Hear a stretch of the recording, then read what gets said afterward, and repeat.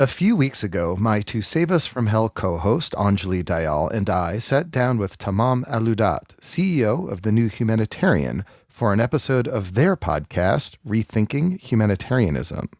The questions Tammam asked and the topics we covered were fairly big picture. How can the UN, which is fundamentally a liberal institution informed by liberal values, function and survive in an era in which these values are being steadily eroded? It was a thoughtful and engaging conversation that I'm happy to share directly with my Global Dispatches subscribers. If you want even more UN-focused content, please visit globaldispatches.org to get a paying subscription to unlock full access of To Save Us From Hell, my podcast about the UN, as well as UN Dispatch, which features my UN-focused writing. It's all under the umbrella of globaldispatches.org. And this month, in advance of UNGA, you can get a subscription for 40% off, which means if you subscribe now, you'll get my personal UNGA preview, as well as all of my UNGA-related content. Please visit globaldispatches.org to get that subscription or follow the link in the show notes of this episode to get that 40% discount. Or you can go to globaldispatches.org/40% off, and that's the word percent. That's globaldispatches.org/40% off. Thank you, and now enjoy this episode of Rethinking Humanitarianism, featuring host Tammam Aloudat and Anjali Dayal and I. The U.S. government does not care if Americans die. It is a murder regime in that way. It is an actively pro-death government. So we shouldn't be surprised when that casts out to the global scale also.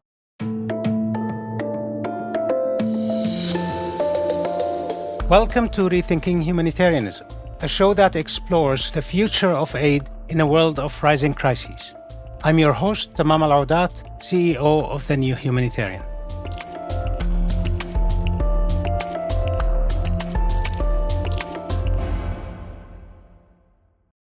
It is not an exaggeration to say that we are currently experiencing a major shift when it comes to the United Nations and humanitarianism.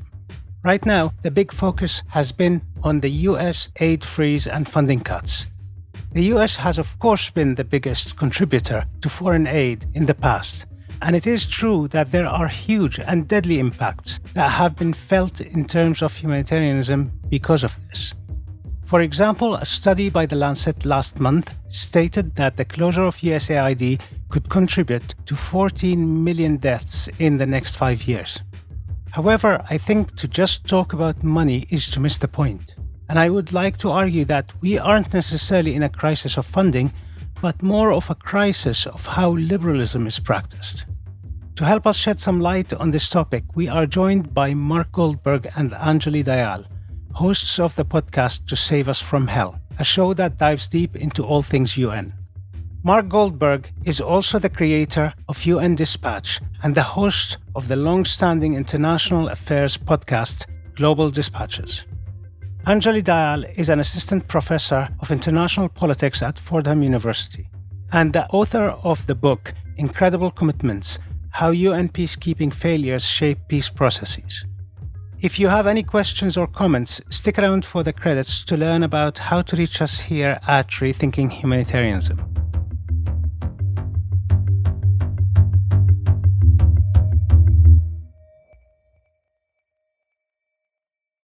Mark, Anjali, thank you very much for being on Rethinking Humanitarianism.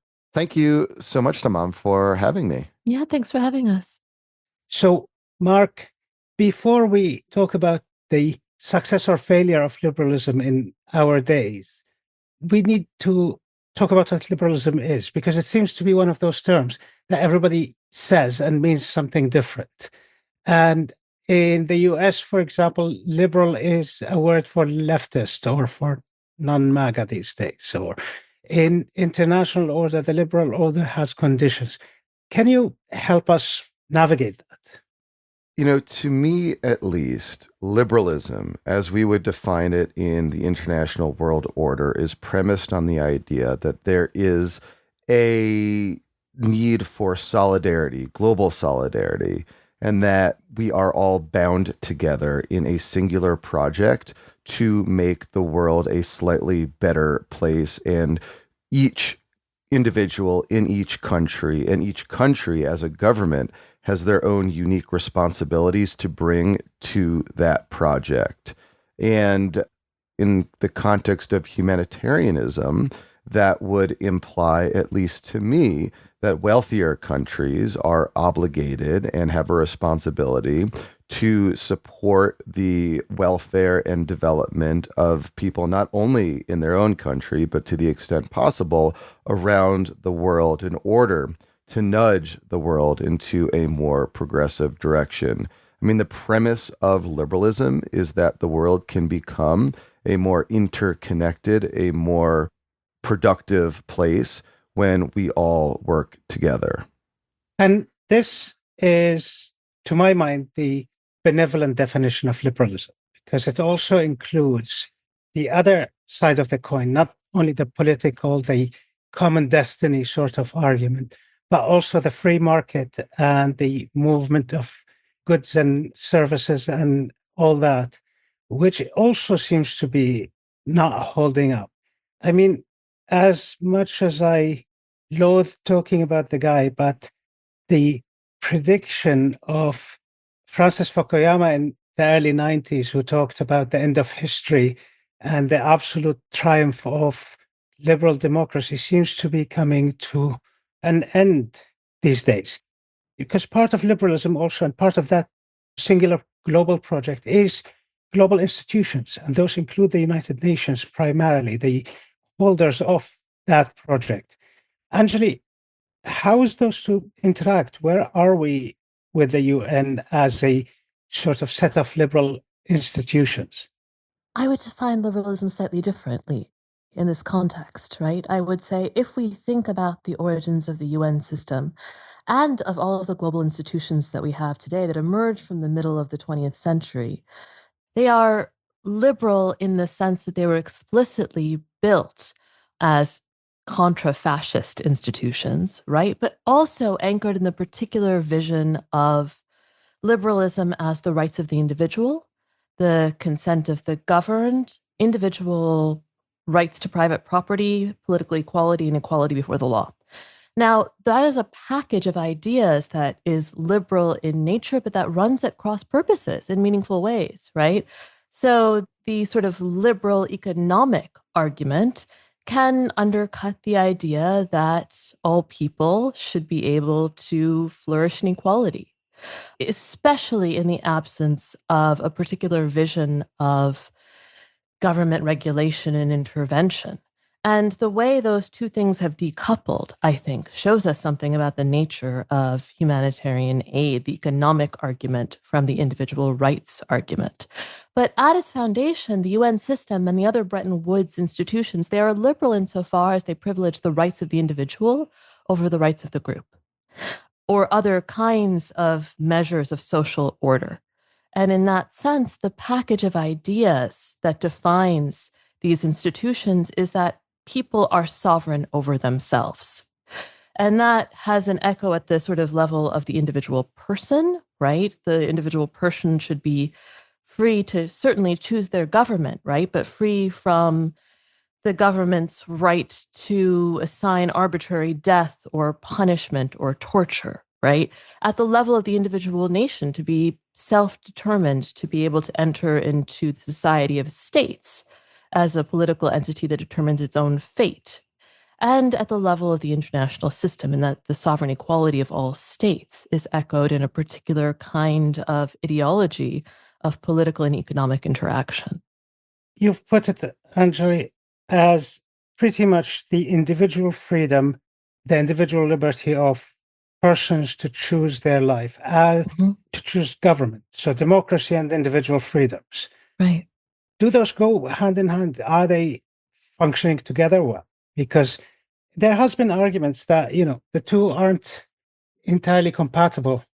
And that has affected the way, for example, some of the institutions that function with our governments or Bretton Woods institutions, that is the IMF and the World Bank, have dealt with people globally, often discarding both their democratic right and individual freedoms in the name of the same system that they are saying that they're defending or enforcing. Yeah, absolutely. And I think that's where we see the sort of key fracture line between the individual rights argument that applies to sort of civil and human rights, right?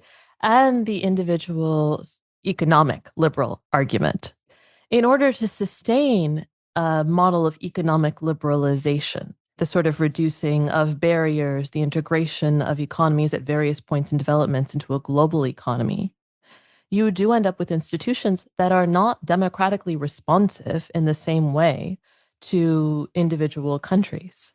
And you particularly end up with systems that are deeply unfair and exploitive of poorer countries, right? That's the classic sort of Marxist critique of these institutions. It's also the classic Global South critique of these institutions. It's that the argument about political freedom actually occludes a deeply repressive, unequal, and hierarchical economic system. I've worked in humanitarianism all my life, and most of the time was in projects on the ground. And what we're tempted to see is crises as bubbles in themselves. Conflicts have their own local causes. But this is not the basic idea of the UN. The UN assumes that there is a global role and a global interaction that either causes crisis to be easier to happen, conflicts and others. And I say crisis intentionally to include stuff like the effects of the climate catastrophe, or try to limit them. And now we're going through this stage where everybody's freaking out about the budget cuts for the UN. I mean, I live in Geneva, and Geneva is a UN town, and everybody's talking about who's going to be fired. And so the symptom is the lack of resources for the UN, but the disease is deeper than that. There is a problem fundamentally of incompatibility between the principles it claims, the title of your podcast, to save us from hell, and what it was able to do or to stand for, particularly those inequalities between different countries. I mean, how do you see the UN's role between the political role, the humanitarian role, the military, and the developmental ones? And what is going right and wrong in your view under the circumstances? So, just kind of big picture, having covered the UN for about 20 years now, and having studied the history of the UN as well, it always is and operates as a function of the geopolitical circumstances in which it operates, right? So there have been times over the years since the advent of the UN where it has served, its purpose as intended. And there are times when it has fallen short. Each instance is, I think, a consequence of, the broader political forces in which it operates at that time.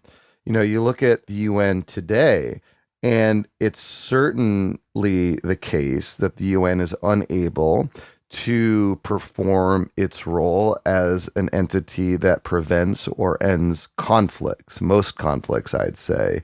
You look at the long war in Syria, which thankfully has come to a close, and the UN had almost no role to play in ending that role. You look at Ukraine, the UN has no role to play in ending that war. You look at Gaza, the UN has no role to play in ending that war. And in each case, that's a function of geopolitics.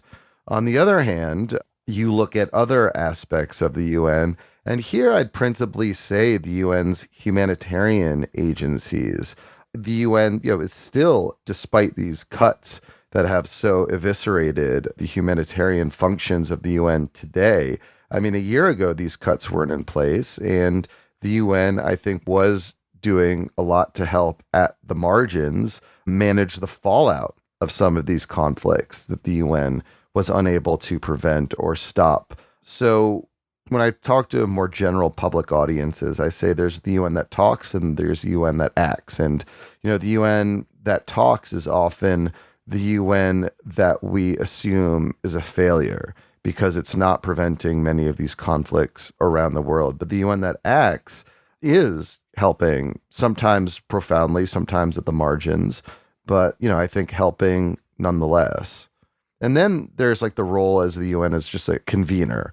The UN is a unique institution for the fact that it contains all governments around the world, plus robust participation from civil society.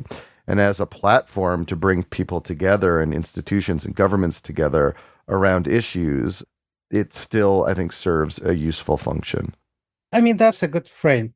And the UN that talks, that acts, and that convenes are distinct functions. And because I have a reputation of being an eternal pessimist, I have to use it now.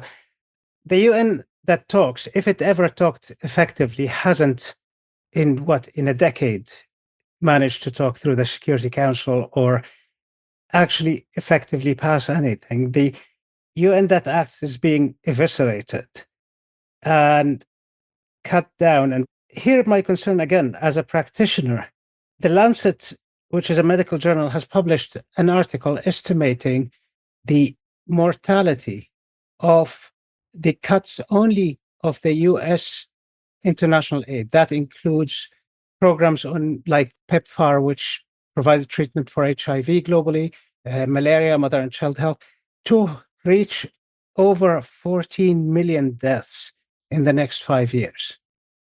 And that would be manifold, unless, we actually go to hell, manifold the conflict average mortality over those 5 years. And yet the UN that acts or talks hasn't mentioned much about that. We've heard a lot in the news about, USAID staff that will lose their jobs, UN staff that will lose their jobs.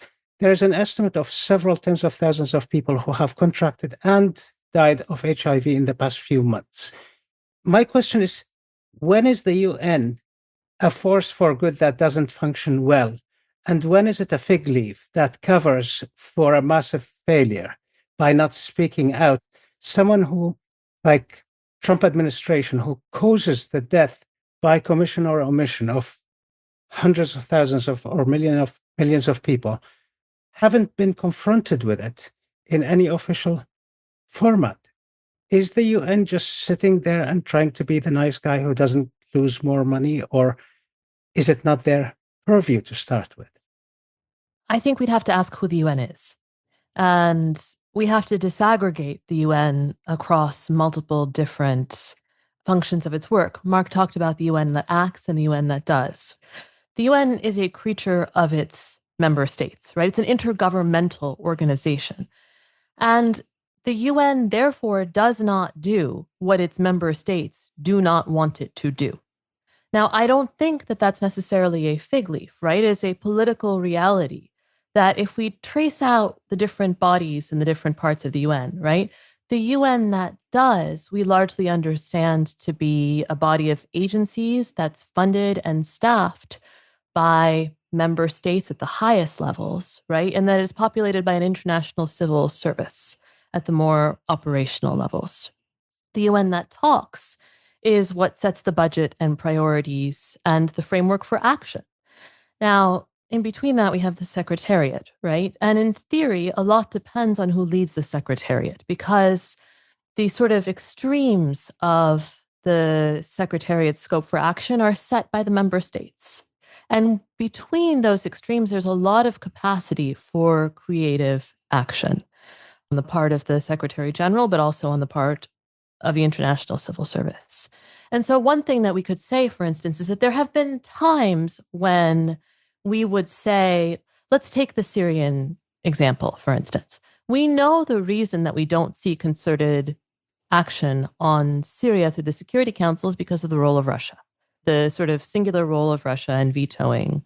So since 2011, according to Security Council report, Russia has cast 19 vetoes, 14 of which were on Syria as of 2024. In the same period, 8 of the 9 Chinese vetoes during this period were on Syria. 1 was on Venezuela. And so what we see is like active, explicit obstruction of multilateral efforts that are really popular along other fronts, along other countries, along other constituencies, along the Secretariat. Now, when we think about what the UN is in a larger sense, there was a big push among international legal scholars, for instance, for the Secretary General to start undertaking cross-border aid without waiting for the Syrian government's permission, without waiting for the Security Council's permission, because in theory, that should be permissible under international law. What it requires is a kind of political boldness or a kind of political determination that that's within the scope of the Secretary General's legal action. Now, either because of his personal reluctance to do so, or because he thought he might need to bank political capital with either the Syrian government or the Russian government, that's not a route that the Secretary General chose to go down. Instead, what we see is a series of negotiations about cross-line, cross-border aid led by the non-permanent members of the Security Council in a sort of passing the baton kind of way to ensure that first 5, then all the way down to 1 crossing is open for aid to flow into northwest Syria. That is a deeply imperfect solution, obviously, right? And when we think about whether the UN is harming or helping in that situation, it depends on what we think the baseline is, the counterfactual is. Is the counterfactual that no aid was going to get into Syria absent the work, for example, of the non-permanent members? Or is the counterfactual that with a more bold Secretary General, everything would have fallen down in the correct way and a lot of aid could have flown into northwest Syria? I don't actually know the answer to that question because it requires a ton, I think, of careful study. But the arguments, I think, are all importantly valid when we think about the kinds of political trade-offs and calculations that the different parts of the United Nations are making. And in that sense, we would have to look exactly at why the Secretary General is making that particular calculation. Some would argue that maybe it is a fig leaf for Russia or the Syrian government at that point to say, we're not going to try and undertake this bold action because we don't want to upset the cart. Others would say that's a political reality that he's contending with. It's not his right to determine whether or not the aid branches of the United Nations can pass into Syria without authorization, and he risks other enterprises in other parts of the world when he does so. And you see, I take the point, but this is deeply distressing. I mean, I come from Syria originally, and I've worked in northern Syria. And even more recently, a year ago, I was in South Darfur, when the arguments that were reaching us on the ground is that the UN isn't sending food to Darfur because the legal department said that they need a Khartoum approval for sending the food. Yeah. And I mean, I have a couple of questions. First, we're saying on the one hand, it is what member states will allow. And here I'd argue what some member states will allow, because I doubt like Capo Verde or Paraguay have as much voice as the US or Russia. Absolutely. But also, who sits there and what do they talk about? During COVID, WHO spoke much more forcefully than they usually do about what Tedros, the Director General of WHO, called vaccine apartheid. That was unthinkable to me, at least, knowing the WHO. And during the whole, Ukraine, Gaza, Sudan, Guterres barely uttered anything of value above the noise. And here my question is, should he have? And if not, then is he just like the lowest common denominator? Would it have been different if, and here I'm testing my history, if Dag Hammarskjöld was the Secretary General here, or Javier Perez de Cuellar, who, if the story is right, went and landed in Baghdad airport to talk to Saddam during the Kuwait invasion. Yeah. People seem to have like that passivity or perceived passivity, because I don't know what he's negotiating. And that's the other question. Would it be different if we had a different Secretary General, you believe?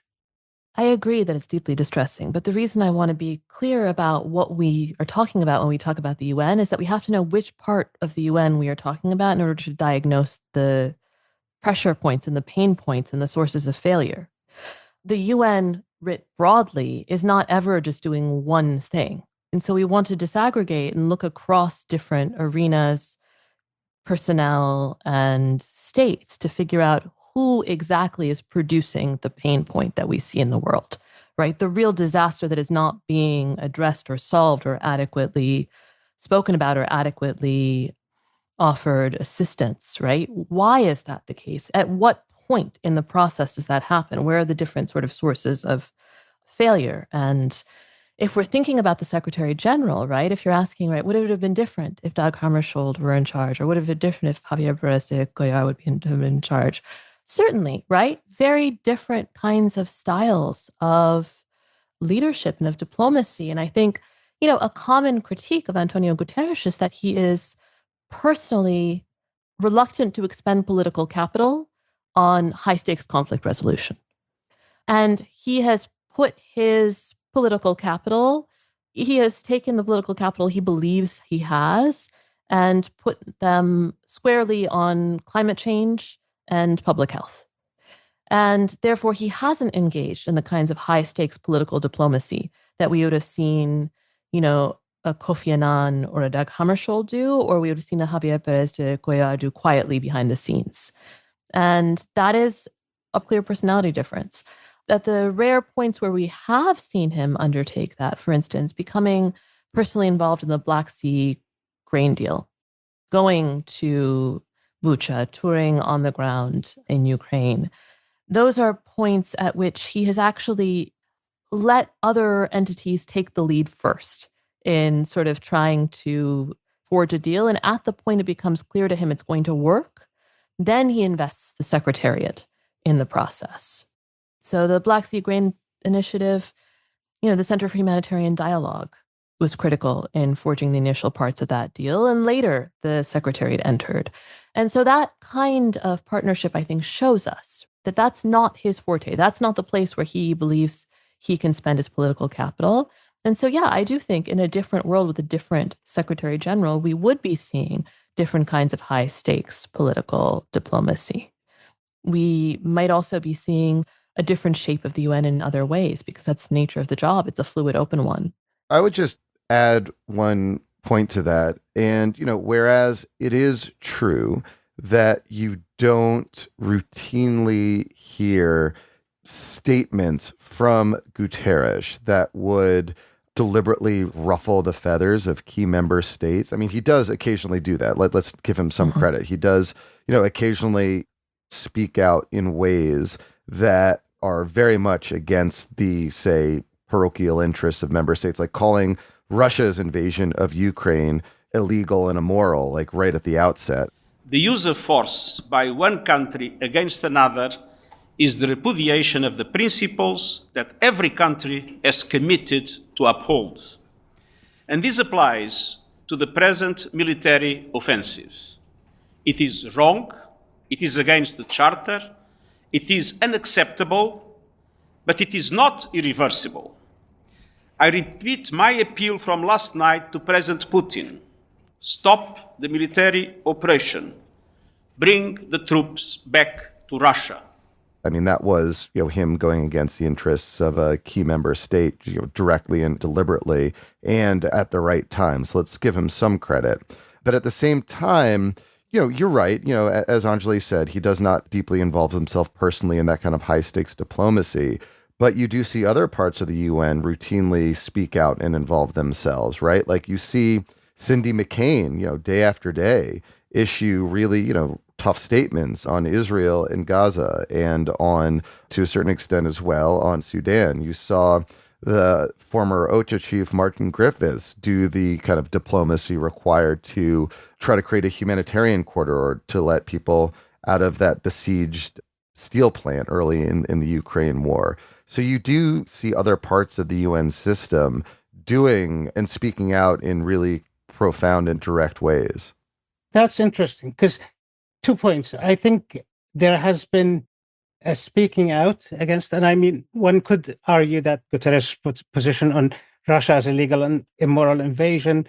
And then on Gaza, he just said it didn't come out of, vacuum and got beaten down, and hasn't said much in public since, barring, repeating that it's intolerable and distressing and he is deeply concerned. But I want to go back to Anjali's point. This is a fluid position, it's done differently, and is done differently according to the person. And I want to talk as a citizen. This is sort of half acceptable of an argument if we had an elected president. I mean, you could say it's people's fault they elected him. Here we're talking about a bureaucrat who's unelected, who is effectively spending massive amount of taxpayer money. And there's no way for us, the people, to actually know how the money is spent, what decisions are made, and there's no means of accountability except by states who have their own interest that we might or might, but we don't get to have a say. And I understand that the Charter of the UN is a contract between states, not peoples. But is that still a viable thing? Because the UN is not only doing well or not doing harm, it's also occupying pretty much the whole space that exists for multilateralism. The existence of it and its ability to reform implies whether others can exist or other forms can exist. Do you have any concern about this almost archaic form of global governance? Well, when I say the office is comparatively open, I mean the charter leaves it comparatively undefined. The office is not a particularly defined office under the terms of the UN Charter. And that means that the different occupants of the office, a lot depends on their personal characteristics, their personal interests, and the particular area where they want to devote their political capital. And I do think it's worth noting the position is not elected, but it is selected. It is selected in two separate rounds. First, on the advice of the Security Council, and then by election by the General Assembly. And in theory, if we subscribe to theories of representative government, right, at its function, at its base, this is a liberal institution, then in that way, while it is not a direct selection by people, it is a selection by the representatives of people at the United Nations. Now, I take your point, though, right? The idea that we have global government without global governance is the common refrain that we see around like the European Union, for instance. In that sphere, the idea that there are bureaucrats who are managing vast budgets without a lot of input from people is clearly a critique that you can and should offer to any organization that seems to be not transparent and be running heavily on bureaucracies. The UN is a pretty messy organization. And when I say it's a pretty messy organization, I mean that there is a lot more transparency at different points in the process than there are in other bureaucracies because of the role that states have to play in public negotiating things like the budget, right? Now, where there is the greatest sort of possibility for corruption is in how that budget is spent once it is allocated. And so making sure that there are transparent processes for agencies to go under review and that there are meaningful ways for corruption to be held accountable is absolutely critical. And one key argument here is that the UN often sets itself up as both auditor and object. And actually, what it really should be doing is when there are problems, when there are transgressions, there should be external auditing, right? It shouldn't be the case. Like in the situation, for instance, of sexual abuse and exploitation by peacekeepers.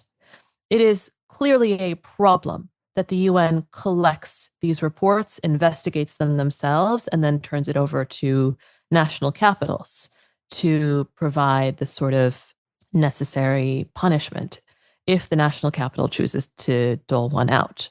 That's a place where we see the sort of overlap of a lack of transparency internally with a lack of accountability externally coming to a head.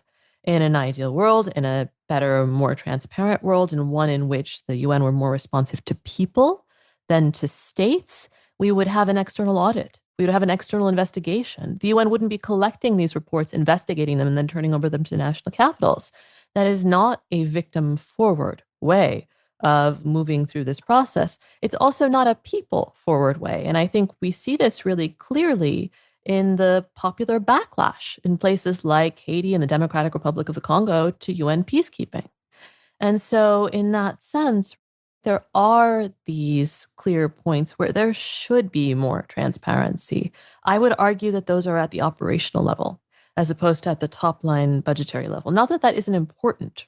But if we don't talk about the budget, if we talk about the treaties and the application of treaties and the behind the closed doors horse trading that happens in the UN at every level. if you still like to torture yourself by following Twitter, you'll see everybody's become an expert in international humanitarian law, and everything gets interpreted in absurd ways sometimes.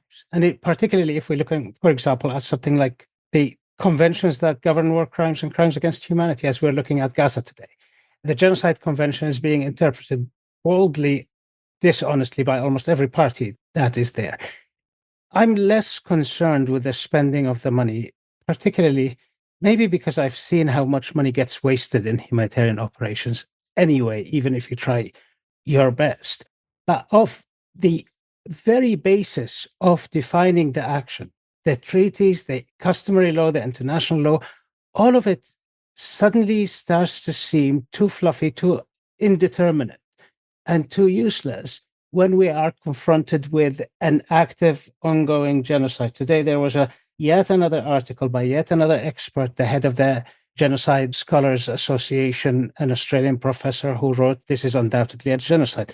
I mean, we're going to figure that in 5 or 10 years when the ICJ decides that it is, and then everybody who should be accountable now will have retired and spending their, nice UN or government pensions.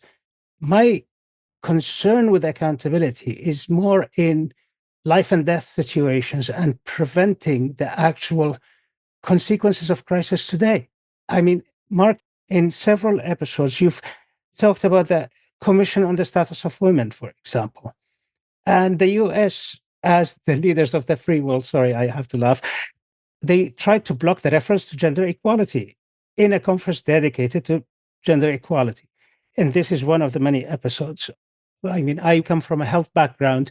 I once found a document, which is a guidance from the US government to their negotiating team on how to block any mention of the right to health in international treaties.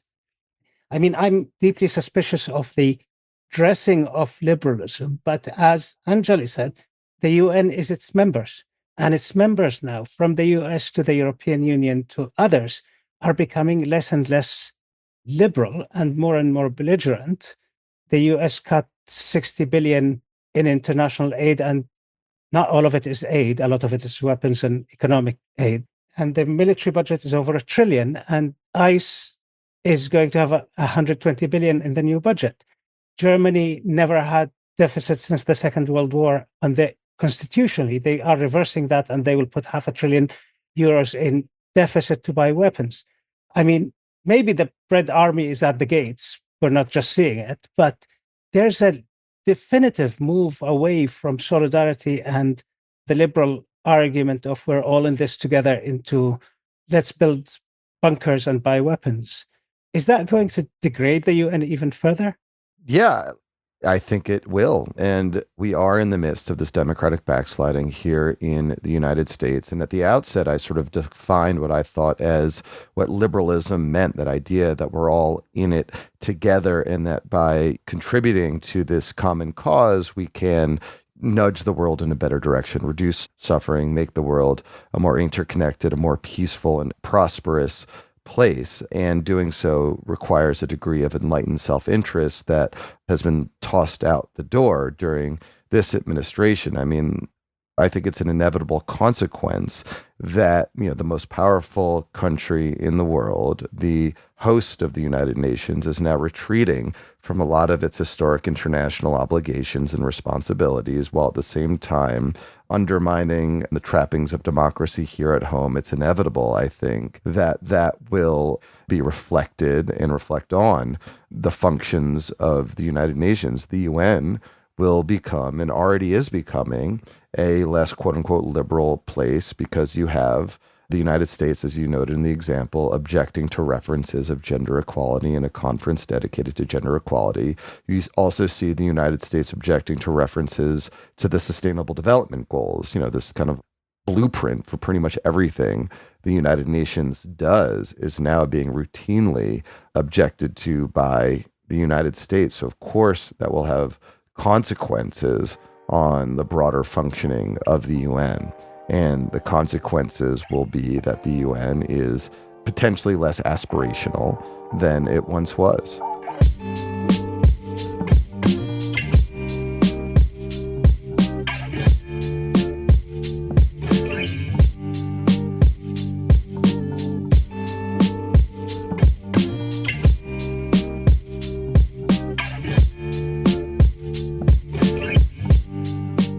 So if liberal states are getting less liberal and hence affecting liberalism or the aspirational capacity of the UN or its ability to function, there's another side to the coin.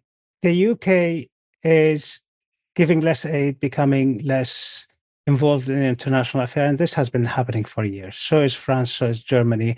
They're not as, at least verbally, committed to the principles of this international solidarity. On the other hand, there's a set of countries like Hungary, Italy, and to an extent the United States and others that were part of this liberal order, quite integral part, that have become not only less committed to it, but openly opposed to it. If we talk about the UN as an institution that intends to do well within its mandate, what is it doing and what is it failing to do or unable to do in the midst of a democratic backsliding globally, as you called it, Mark? What should we expect from the UN? There's this buzzword around the UN about doing less with less. So just on a very practical level, all these funding cuts mean that the US will be less involved around the world, that peacekeeping operations will not be able to fly helicopters at night, or that there will be less aid reaching people who need it, or meetings will have to be shorter because they can't pay translators to stay after hours. So on a very practical level, we should expect less from the UN going forward. I mean, big picture, I think the fundamental challenge that we, and by we, I mean, citizens of the world, will face in the coming years if this trend continues is that a lot of the progress that we've seen over the years on development in particular and on health in particular, I know those of us steeped in global health and development often look at what's gone wrong. But if you look at it big picture, since I started my career, again, like 20 years ago until today, there has been progress against nearly every single indicator on global health and development that you could measure. Sometimes the progress was slow. It was often uneven, but it was progress nonetheless. Now I fear we're entering into an era in which a lot of that progress will be either stalled or reversed. And we haven't lived in a world in which there isn't slow and steady progress against ending extreme poverty, reducing HIV, AIDS, against all of these indicators. And sort of what does that mean for the functioning of an international system at a governmental level, but also just for individuals who live in this world to know that we are entering a period, an era in which that slow and steady progress can't be guaranteed? You see, I think our vantage points are aligned but slightly different. Because yes, globally, the numbers show steady, slow progress on most indicators.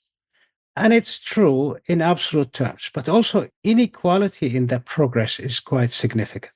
But as someone who has worked in conflicts and emergencies, I'd say I've been in more places than I care to count where everything got worse. I mean, my country, Syria, is one of them.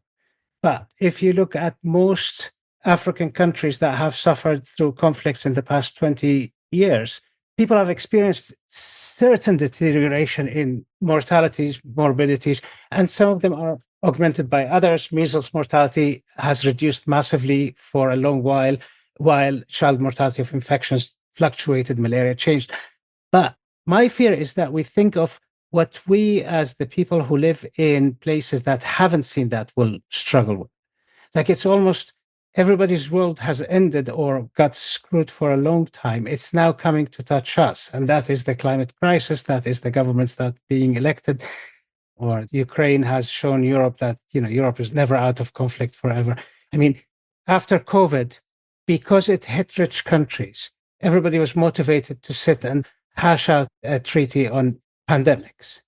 Do you think that sense of impending crisis that will actually injure the rich, not only the poor, is that going to make things better? Or are people going to retract on themselves and just say, me and the deluge?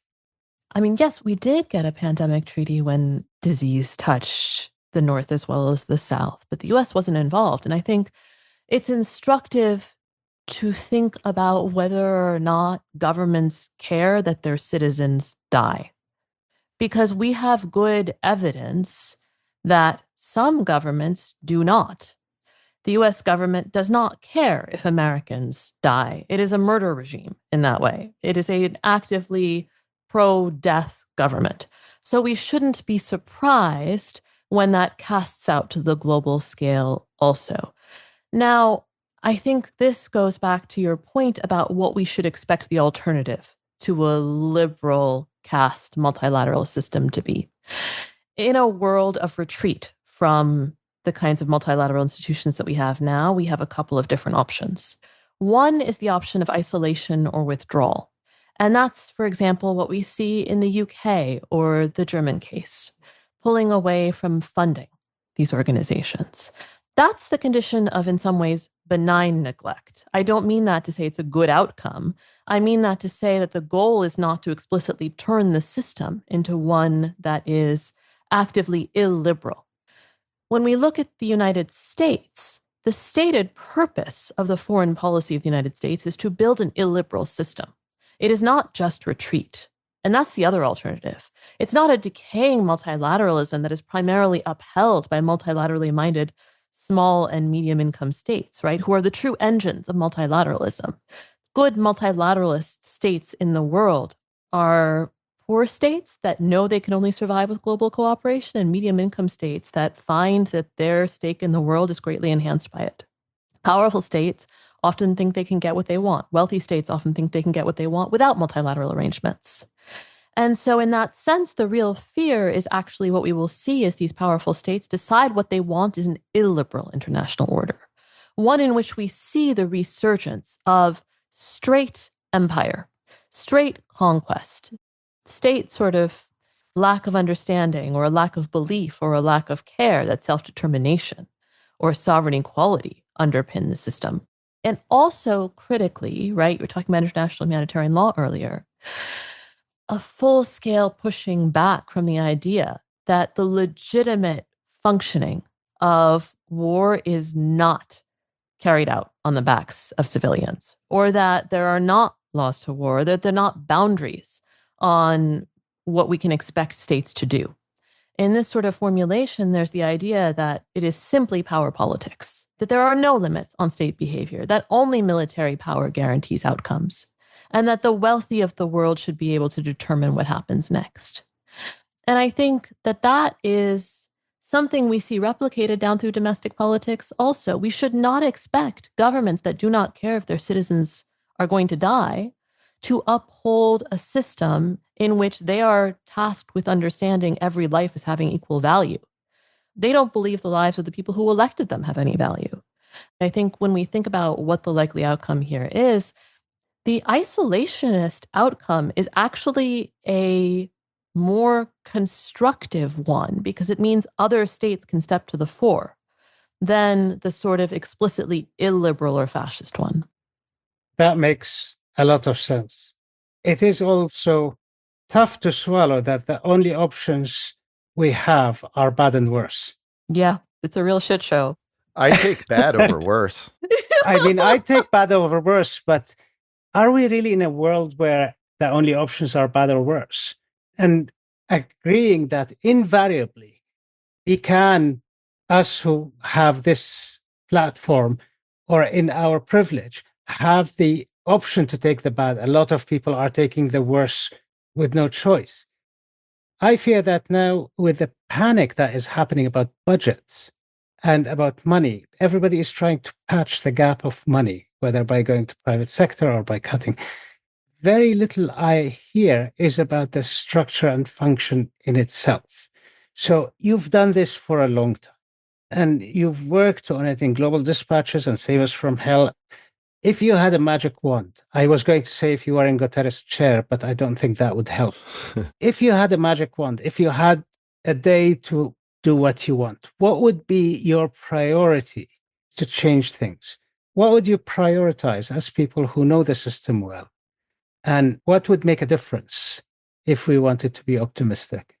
Yeah, I would actually come back to the money question. I mean, even before these cuts by the Trump administration, you had over the last decade plus on the humanitarian space, I know this is a humanitarian focused show, that ever growing gap between needs and funding available to meet those needs. And if I had to wave my magic wand, would get rid of the whole voluntary contribution system and make everything an assessed dues contribution system whereby every state is obligated to pay into some humanitarian fund that would support people in crisis, whether that's man-made crisis, whether that's natural disaster, just have that kind of standing, robust pool of monies so that these humanitarian agencies don't need to go hat in hand every time a crisis strikes. Obviously, that's not the world we're living in, but you didn't ask me to respond to the world in which it is, but the world in which I wish it would be. So that's my answer. Anjali, you have something to add to that? I mean, I would say you started out by saying that you were a pessimist, and I know I gave you a very deeply pessimistic vision at the end, but I actually don't think that we are only stuck between bad and worse, because this is a period of contestation. A period of contestation is a dangerous one, certainly, but it is not one in which the inevitable outcome is going to be worse than the situation that we're in now.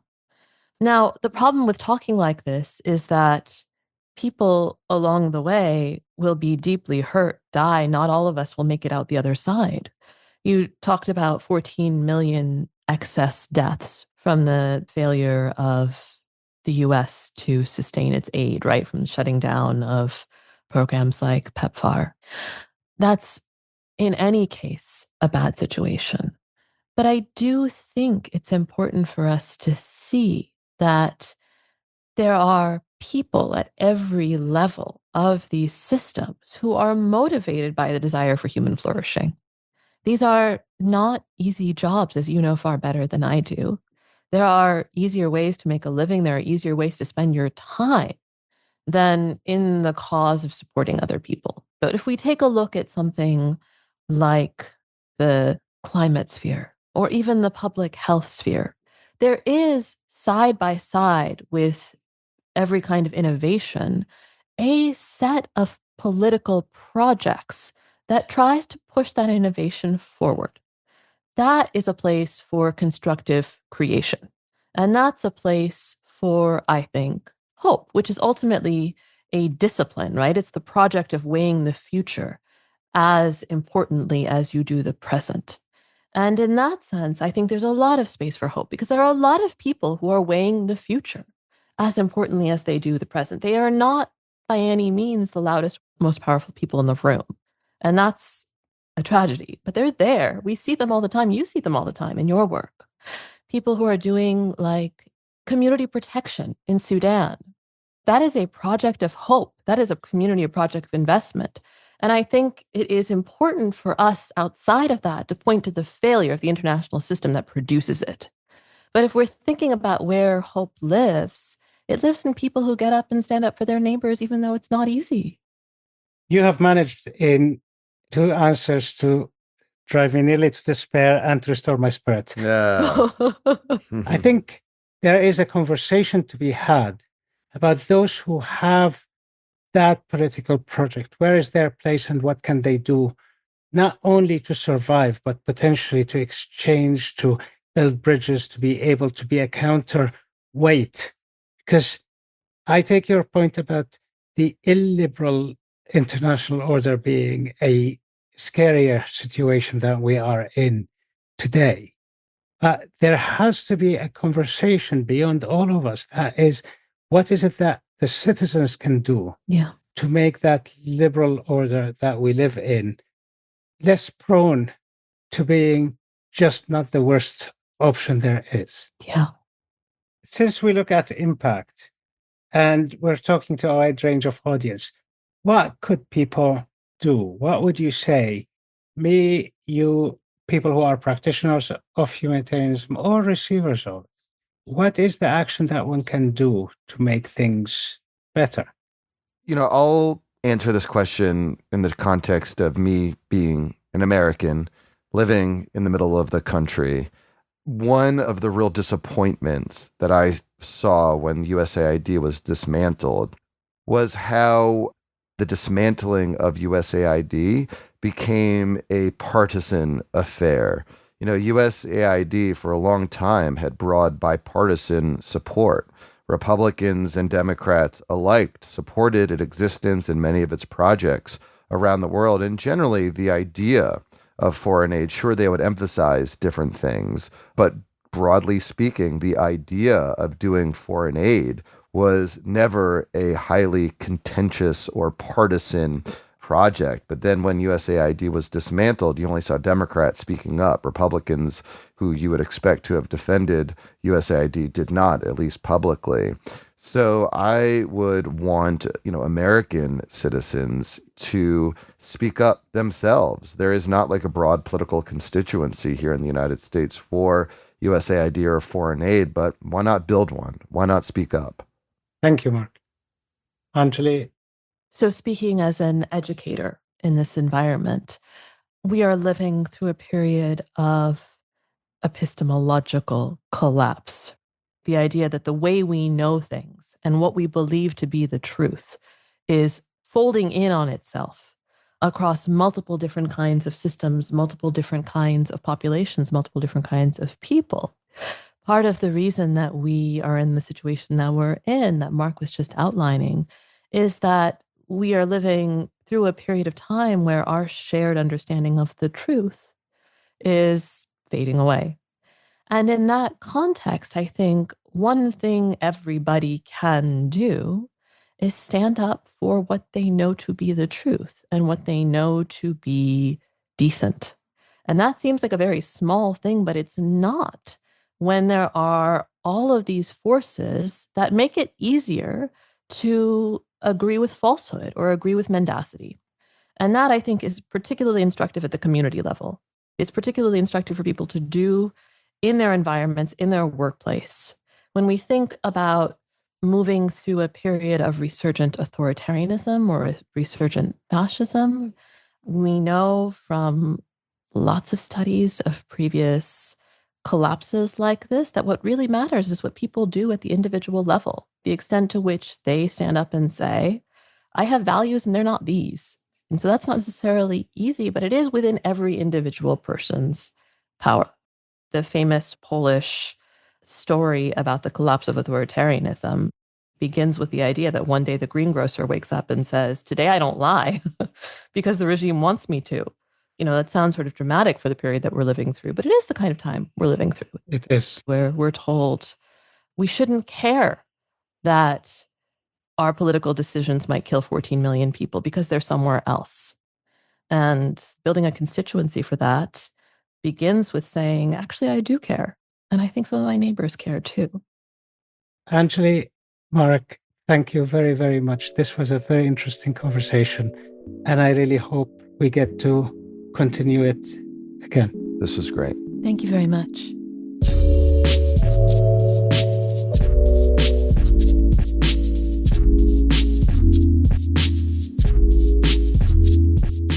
Thank you for listening to Rethinking Humanitarianism.